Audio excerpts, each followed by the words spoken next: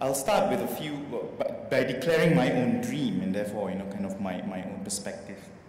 I'll read. This is the only part you will see me read off the slides. I know some of you might hate this kind of presentation. We seem to have arrived at a juncture where we are interested in committing to a longer historical memory. And I suggest, however, that maybe in excavating this longer past, or longue durée past, we recognize the colonial gaze we have inherited when we look at the pre-colonial and the non-colonial. This colonial gaze and its continued operation in our contemporary city-state geopolitical frame lead to omissions in our self-narrative. Such oversights stand in the way of a fuller understanding of ourselves and each other. I hope to make this point clear in my presentation. And Singapore's greatness is by no means unique in Southeast Asian history. The origins of our own forebears, those of us in the audience who are Singaporeans, from older illustrious ports in this region should remind us of this situation. So if you imagine a post-1819, Singapore was supposedly founded by Raffles in 1819, isn't it? As a great port. So imagine a post-1819 Malacca situation for ourselves, where we move to the next rising star in the constellation of ports in our region. So my dream is that we work towards a richer understanding of our region's long history and Singapore's position in it. When we appropriate this longue durée understanding of the region's history in writing our nationalist history. Because I see that's what we're doing. We're kind of distilling it for nationalist history. And we go beyond somehow the neo-colonial frames and gaze that we have inherited in talking about this longer history. We're using, the irony here I want to talk about is that we still use a colonial lens, although we are trying to talk about something pre-colonial. We refer to colonial sources, even when we look at the pre-colonial or the non-colonial. Or these are, in fact, blind spots in the way we write history, and our perspective is still very much neo-colonial. And I think the analogy of a dream is apt, as it alerts us to the multiple strands, as in a real dream, that do not necessarily harmonize, and yet they belong to the same ego. It might be you, but your dream may not make sense. There are conflicting elements in it. And this is, I think, magnified in a 700-year historical narrative involving, yes, one place, but over a span of time with many communities and actors. I'm supposed to do this, I'm sorry. There you go. So I was supposed to be reading from that. Well, then you were spared of it. So the structure of this presentation, I hope it's clear in this way. I'll present it graphically like that, so that because we're looking at 4 different historical periods in different centuries, no less. And in each one, I'm going to complicate it so much that I better put it in a graphical format, I felt. So for every myth or dreaming presented by Kwa in the 4 periods you've seen, I will present one, it's supposed to be the bubbles coming out from my head. It's supposed to be, coincidence. So parallel or alternate myths during these 4 periods and dissonant or contesting perspectives. And in particular, my contribution, I hope, to this discussion as a discussant is to look at our sources of understanding and their implications. And what do I mean by that? I already referred to the neo-colonial frames and views, our lenses. There's also, for me, a kind of teleological history at work, even as we resist it. I think it's a bit difficult. We have not come around to completely discarding this. We're looking at the pre-colony, the colony, and the post-colony. And then our view of ourselves and those whom we position as our others are shaped by the way we understand our past. Maybe I won't belabor this because this is not really an audience that is a historian audience, so I will just move forward. What the points that were shown in that last bit there is going to come out in the presentation anyway. So the first point, this is the 19th century, early 19th century, when Kwa spoke about Raffles looking at Singapore as his child and the Malta of the East. Now, a parallel scenario to that would be, and this is missing actually, this episode, the 18th century, in other words, the 1700s Riau port success, just south of us. It's actually missing in the textbook, A 700-Year History. It's skipped. So there is talk about Johor, but the part nearest to us in time and in proximity, just across the Singapore Straits, is actually missing in 1784. That's barely 30 years before Singapore was founded. So we have this, we jumped from Johor to Singapore in 1819. There was a lot happening in the 1700s just south of us. And also, some of you might have already heard about this. It's been talked about actually a long time ago by various scholars, but now it's re-emerging as though it was not talked about a long time ago. And that is the fact that there are many Gambia plantations in the interior of Singapore already in 1819. So when Raffles landed, there were already many Gambia plantations. What is forgotten though is Karl Trocchi has written about this in 1970s. And the fact is that if you look at the Malay sources, or in this case actually the Bugis sources from Riau, the Gambia plantations were part of a larger project started by the Bugis and Malay merchants in Riau port in order to export Gambia. And they imported mostly Teochew Chinese laborers. What happened is in the destruction of the port in 1784 by the Dutch, all the Malay and Bugis fled the port town, leaving only the Chinese. And decades later, when the Malays and the Bugis came back, the Chinese had taken over the plantation business. So by the time you get to 1819 and you come to Singapore, you realize all the interior places in Singapore had Gambia plantations owned by Teochew. Yeah? So that was the background. But the Temenggung was the one managing it. So despite their independence, the Temenggung in Singapore, actually nobody really talks about it. It's like the Temenggung was just sitting in Singapore River doing nothing, right? You're just there, And then Raffles came along and saved our asses. So actually he was already running a plantation business in Singapore with Teochew Gambia planters in the interior despite the destruction of 1784. So there's that story that we don't talk about either. It's only now emerging, but we have not placed it in its framework. And it's not like this hasn't been researched. That's also the irony. And we know, of course, that after a while, Temenggung was asked to move from Singapore River. He moved to Teluk Blangah.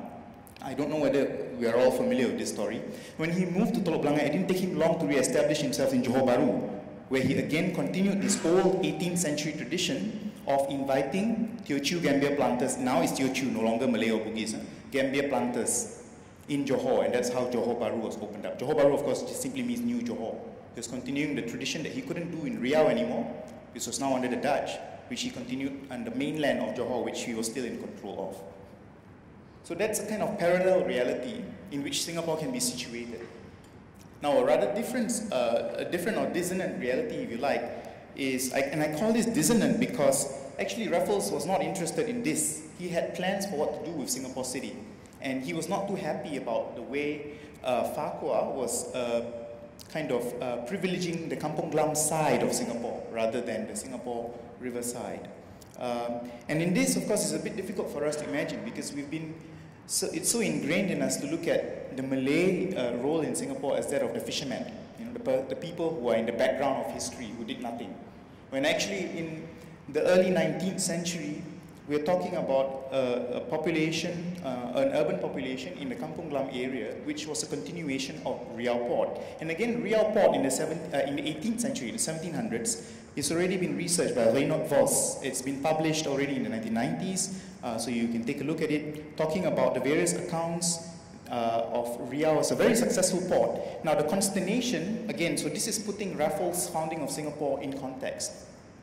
When Riau was destroyed in 1784, what it did was it destroyed the center where the Bugis, Chinese and English country traders met to trade in defiance of Dutch monopoly laws. You've heard of how Raffles keeps saying the Dutch are worse than I imagined and all that. Well, it's referring to precisely this. The Dutch had instituted monopoly laws to cut down on the trade of any other European power, and before that, of course, of the native traders. One reason why the Bugis are so hated, because they kept circumventing these monopoly laws. Well, in Riau, in the 18th century, about 3 decades before Singapore was founded, when it was destroyed, we are looking at a successful native-run port, in this case by the Bugis, who actually welcomed the English country traders to trade with them and the Chinese traders in defiance of Dutch monopoly law. So I'm repeating that.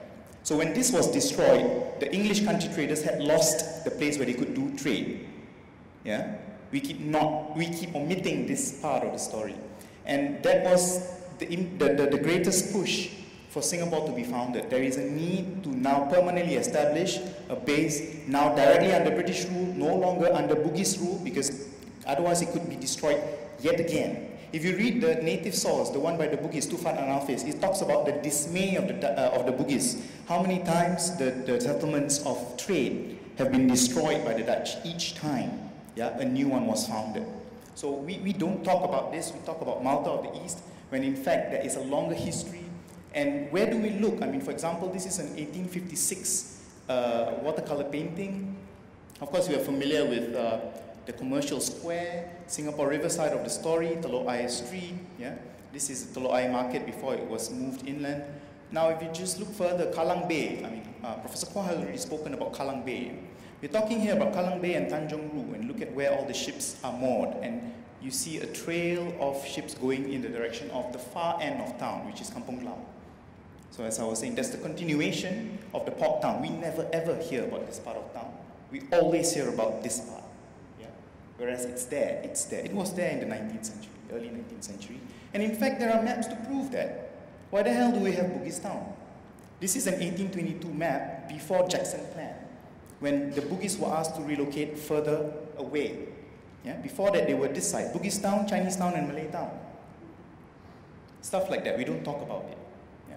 Well, actually, you know, I can only go through this very quickly because I need to respond to the other three periods. But let's say we look at this very quickly. We look at this 1825 map after the relocation of the Bugis to the other side of the Sultan's compound. So that's the Sultan's compound, which is today Kampong Glam. This side has all been demolished today. It's Crawford Estate, beyond Jalan Sultan to Crawford Street. And that's Rocho River there. You see these labels. There was a Bugis village and a Bugis town.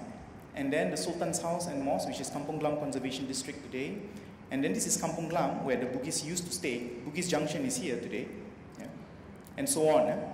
And then you have, the other thing, of course, is the meaning of the term kampong. We've kind of, because of the way we look at it from a colonial perspective. It's not just here, actually in Indonesia as well. We understand kampong as rural, when actually the term kampong encompassed much more than that and included an urban ward or an urban district, which is why you call it Kampong Glam and Kampong China, and why when you look at Jackson Plan, the terms used were kampong.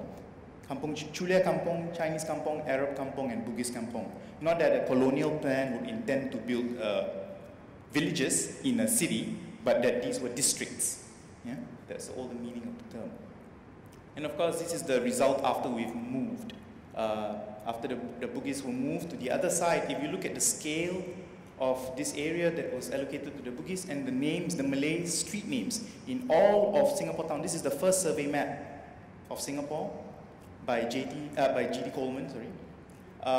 You notice that this area is relatively large in comparison to the rest of Singapore. Of course, this is laid out for the Europeans, except that this part is Kampung Bengkulu, which is where the Bengkulans, who came with Raffles, stayed. You notice this part has a concentration of Malay street names. So this is and this is Kallang Bay. So there is that part of early colonial history that we tend to neglect. And that is the continuity of 18th century Riau in 19th century Singapore. The story is much more complex than that, but for the sake of time, I'll have to move forward. Now, the other period we looked at just now was the 14th century. So we have the name Sri Tribuana, renaming Temasek as Singapura. And we've all heard of the Singa sighting. And you might remember there was a story of the loss of the crown. Now, both of these have very symbolic significance. Now, because when we talk about Singa, we often forget the context of that time. Singapura, using the word Singa, is not new. The term Singa has great significance among Buddhist kings, and at that time, the Javanese and the Malays were both Buddhist. Yeah? So Malayu and Sriwijaya were also Buddhist. In fact, Sriwijaya and Malayu were Buddhist from the 7th century, 600 something AD. And at that time, the Javanese in the Singasari kingdom were also Buddhist. Although just like Thailand today, there are elements of Brahmanism and Shaivism. But it was, now Singa, of course, is referring to the lion throne, much revered as a symbol of Buddhist kingship. And so this renaming as Singapura was an affront. If you just look, again, you know, it's looking back slightly, not to the late 1200s when Singapore was supposed to have been founded as Singapura by Sri Tribuana, but just slightly before that, a few decades, Java Singasari issued a decree called the Pamalayu to attack and subjugate Malayu, yeah, the Buddhist Malay kingdom. And of course, we know that the Sejarah Melayu, or the Sulalatul Salatin, emphasizes the fact that Sri Tribuana came from Palembang, in another Sumatra. So we're talking here about a Malay prince from Sumatra, a Sumatran Malay prince, declaring independence by calling his newly found city Singapura, in defiance of the fact that there was a Singasari. And also it's interesting to look at Majapahit sources ignoring the new name, you know. If you look at Majapahit sources from the 1300s, when Singapura was thriving, they ignored the name. They kept referring to it as Temasek. Why would they want to acknowledge the fact that somebody declared independence and called it Singapura, you know? The city of the lion, no less than that. Yeah, so this was a big dream indeed. He renamed Temasek Singapura. And the name Temasek itself is also very significant because it is an old Malay verb. It's an archaic Malay term. It has an infix Those of us who know Malay will know you have gilang gemilang, jari jemari, So Tasik, Temasek. Temasek means a place full of lakes. That lake has to do with the places where the Orang Laut stayed. There was the Orang Kalang. If you take Kalang River, you can transfer to Seletar River. And the other major Orang Laut group is Orang Seletar. These were the two Orang Laut groups that helped. In the Sejarah Melayu, it stated that in the last Majapahit attack, which caused the king to flee, he fled via Seletar to Muar. Why Seletar? It's because of that route via the Tasik region. If you remember, Kalang Bay used to be this huge swampy region, which is today enshrined in the names Tua Payoh and Paya Lebar, both of which refer to the giant swamp. So we are talking about this huge island with a gigantic swamp in its middle, which is simply called the land of lakes, Temasek. Yeah, Tasik Temasek. That name, it's pretty interesting. And you see that kind, I mean, there are many clues as to the importance of the Orang Laut and the Orang Benua. So, for example, Professor Kwa was talking about Benua Sayong. Why did the last ruler of Malacca, and his grandson in fact, not re-establish themselves in Singapore because of the vulnerability to attack? But why Benua Sayong? If you read again the Sejarah Melayu, it refers to Badang, you know, the strong man who could cast the rock. Benua Sayong is stated in the Sejarah Melayu as coming from Sayong. Badang came from Sayong. So we're talking about a long-standing link between the Melayu rulers of Sumatra, who migrated to Temasek, and then Malacca, with the Orang Asli, the aborigines of the interior, including the Orang Sayong. So it's all in the Malay sources, but we have not looked at it. It's all in the Malay sources. You also have, of course, the significance of the fact that the lion was seen, and this heavenly prince, Sri Tribuana, Lord of the Three Worlds, could not recognize the lion, even though he was Buddhist. Why is that so? The symbolism is that only one person could recognize it. It was Demang Lebar Daun, who had a non-Sanskrit Malay name. It was he who represented the old knowledge of Buddhist Sriwijaya. And he said, I heard it being said that in ancient times, such a creature was known as the lion. That's how he said it. It was a very qualified answer.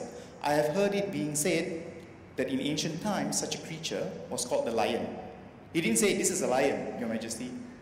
Yeah, so it's a very veiled attempt to say that even the divine Lord of the Three Worlds, Sri Tribuana, doesn't recognize the lion. You had to take somebody who is supposed to be the chief of Palembang to tell him that in ancient times this was called the lion. There are so many, and you've heard of the loss of the crown in the Sejarah Melayu. There's an alternative story in the Hikayat Hang Tuah, which nobody refers to as far as I've seen. And that is that the loss of the Melayu ruler's crown happened in Selat, Singapura. It's stated explicitly. And that at night, till today it says, because of that crown in the base of the ocean, it has jewels that sparkle. And so at night, until today, the word Sakai is used. The Sakai fisherfolk, in other words, the Aboriginal fisherfolk of the region around the Singapore Straits, come here to fish, Portuguese and Dutch ambitions. And I feel, there is quite a bit to be said about the setting in which we are looking at. There's, for example, this 1727? I can't remember the exact year. Dutch plunder of Betsy. It created a big furor because the booty was brought back to the Netherlands and auctioned off. They made a tremendous profit. The Betsy was a British English vessel. Now, if you look at this in European historiography of the region, this would not be called an act of piracy. It would be called war policy, of course. They are the Dutch. They're trying to institute their birthright, a monopoly on trade in this region. Yeah? And so in order to pursue that, the Betsy has to be plundered and the spoils brought back to be sold in the Netherlands. Yeah, it was a way to show how much profit was to be made if they could capture the trade in this part of the world. I'm bringing this up because we're looking at it we're looking at a lot of the history of this period still from the colonial lens. That's what I'm saying. Because then we look at the other side, the dispossessed indigenous groups who were referred to as pirates when they did something similar. That's what I'm at. That's what I'm getting at. So it's really about, and of course, we don't even have to start on the other port towns in the 17th century. If Raffles could say with despair, how bad the Dutch was, can you imagine what the indigenous, can you imagine what the indigenous thought about the Dutch? And one way to look at it again is to refer to the native sources. They wrote tremendously. There's a lot of writing. We're just not looking at it yet. We keep looking at colonial sources. And of course, sometimes the indigenous groups such as Siak, that's an upstart polity on Sumatra, would, for example, resort to Singapore in 1767, and this is the work of Timothy Barnard, in 1767, based in Singapore. So this is from Timothy Barnard's book. Sia is this upstart polity. Actually, they were Minangkabau. Now, if you put Singapore in the 17th century, the so-called black hole, this black hole period was when the whole region was undergoing tremendous upheaval because of the regicide, the murder of the last king from the line of Malacca in Johor. And because of that, the whole polity fragmented. All loyalties were no longer so. And so many different groups tried to fill that niche, and one of them was Siak, for example. So Siak, in its attempt to gain control of Singapore Straits, came directly to Singapore, and we know that it wasn't empty because he commanded, the sources state, the Malay sources state that he forced the people of Singapore to build him ships and to prepare war supplies. He forced them. And then he used Singapore to fight. Yeah? So in the end, what happened is that the battle was fought off Tanah Merah, for example. And then finally, this is the fourth period, and I will end here. I feel that there's a bit of an irony because there is this thing about us going to a global city rhetoric and image. But it seems this is without understanding and acknowledging, at the very least, all the forms of globally connected cosmopolis. We see traces of this now and then. For example, if you look at it, in Chinese culture, why do we have something called Journey to the West? We are referring to going to India to collect Buddhist texts. I mean, that's global enough, isn't it? The Malays in 7th century Srivijaya knew both they wrote in Old Malay, but the scholarship was in Sanskrit. That's global to me. Temasek likewise, the title Sri Tribuana is Sanskrit, but he was Malay, he was Sumatran. Yeah, so are we, maybe it's got to do with our own lack of, if you were European, maybe this sounds strange. Why is he talking about such esoteric stuff? What does it have to do with today? I'm talking about it because if you were European, you would understand almost automatically your so-called classical past. You look to Greco-Roman history as your cultural inheritance. What do we look at? We look at nothing. We think there was nothing. I think that's my main message here. So our understanding of the global is plug into the big lake in North America, right? Or rather North Atlantic. To us, that's to be global. We can't be in this part of the world. This is a hellhole. No globalization can ever be here. This is our understanding of ourselves. It's tragic. What kind of an understanding is that? The other thing is that there's a paradox here. We are more global supposedly, but we become more parochial. We understand each other from a Chinese, Malay, Indian, and others' perspective. So this part of Singapore town is now promoted as Chinatown. If you look at this old map, there's Malay town, and even when it's Malay, it's always multi-ethnic. So for example, the Hakka temple is there, in an area called Malay town. But this area is not protected. So much for being global. We don't understand the kind of cosmopolitan histories that we inherit in our own urban landscape.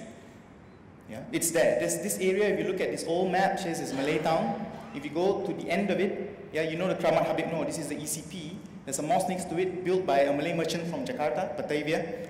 We're talking here about the early 20th century, and there was a Hakka temple. There is a Hakka temple next to it. They're both not protected. They're here, where the number 1000 appears. It's outside of an area that is protected as Chinatown. We ignore the kinds of names that we have that show this cosmopolitan, multi-ethnic past. We refer to them as mono-ethnic areas. So what kind of a global city is this? We also flatten our narrative of shop houses when in fact it's so diverse. If you go to Chulia Street, Kling Street, there were the Indian Muslims over there. This is a CBD, we don't understand it as such today. If you go to High Street, this is a civic district, so it's European. Whereas in the civic district, it's very diverse. At the corner of this, where Funan Center is today, you would have this dome building built by Al-Sagaf, for example. This is an even smaller minority group, North Indian traders, who are still there, but we don't understand it. The High Street Center buildings house a lot of North Indian merchants, but we don't understand the historical significance. So what kind of a global city does not understand the diversity behind its built fabric? Encik Manap is a Malay owner. Look at this building. And we will look at this and say, how colonial, how European. The owner is Malay, and it's in Albert Street, not a traditional Malay area. And I think I want to end with this because this really shows how much we don't understand our own global past. When we talk so proudly of our global city status today. You look at this map, it shows actually these houses. Maybe there's a clearer one here. You look at the numbers. These are the houses being referred to. So they were actually numbered and surveyed, so they paid taxes. And you see that these trading vessels, which appear on some stamps and our $10 note from the older ship series, appear there, and some other trading vessels are there too. This is the Litility. And then this is how it is displayed in URA. What does it say? You'll laugh, huh? From fishing village to trading port. What the hell? These are the buildings of a Bugis merchant. So we don't even understand our own past. We disdainfully look upon it and think we need to be global. We can't be Southeast Asian. And when we look at it, it's in our midst. Today we have this. We don't know what to do with it. This is my last slide. The street is still there. It's going to be erased. The street is still called Kampung Bugis. It's not called Lorong Kampung Bugis, Jalan Kampung Bugis Street or anything. It's just called Kampung Bugis. That street appears in this old map from the first survey of 1829, meaning it's one of the oldest streets around. It's there. In 1829, it's outside of the colonial boundary. The colonial city ended here. Once you go beyond it, this is considered outside of the city limit. Yeah, so this street, and you see all the houses again were surveyed. All these black dots are houses with their compounds. You can just barely make it out. So it's still there today. You can go to it where Kallang Gasworks is, and the name is still there. But I don't think we know what to do with it when we have a picture of it and call it Fishing Village. Thank you.